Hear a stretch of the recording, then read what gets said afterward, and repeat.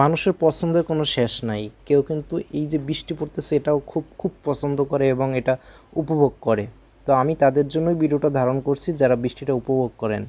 তো এই বৃষ্টি দেখার পরে আমার মনও কিন্তু ভালো হয়ে গেছে। ভাই আমার মন কখন খারাপ ছিল ওইটাই তো আমি জানি না। যাই হোক, ওটা কোনো বিষয় না, আপনারা মাথায় নিয়েন না।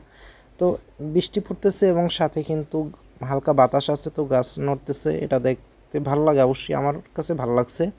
তবে একটা কথা, যারা শহরে থাকেন তারা কিন্তু এরকম গাছপালার ভিতরে যে বৃষ্টি পড়ে এবং গাছ নড়ে এগুলো কিন্তু আপনারা দেখতে পারবেন না। তাই আপনাদের এইগুলো দেখার জন্য অবশ্যই কিন্তু গ্রামে আসতে হবে। বৃষ্টি পড়ছে তাই বৃষ্টির ভিতরে ঘুমানোর মজাটাই আলাদা। তো ঘুমানোর জন্য আমি চলে আসলাম রুমে।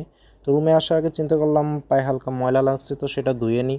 তো তারপরে বৃষ্টির পানি থেকেই ধুইতেছি, কারণ বাইরে যাইতে হলে ছাতার দরকার।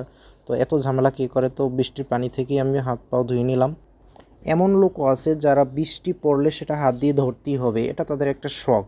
তো আমি তাদের জন্যই এটা হাত দিয়ে ধরছি, জাস্ট, আর কিছুই না। আমি যে ভিডিও করি এগুলো আপনাদের জন্যই, তো আপনাদের কাছে কেমন লাগে এবং ভিডিও আরও কীভাবে ইমপ্রুভ করতে পারি সেটাও জানাবেন। এবং ভিডিও ভালো লাগলে অবশ্যই লাইক কমেন্ট শেয়ার করবেন, এগুলো তো আর বলতে হয় না, আপনারা তো এগুলো বুঝেন। তো যাই হোক, ভালো থাকবেন, আসসালামু আলাইকুম।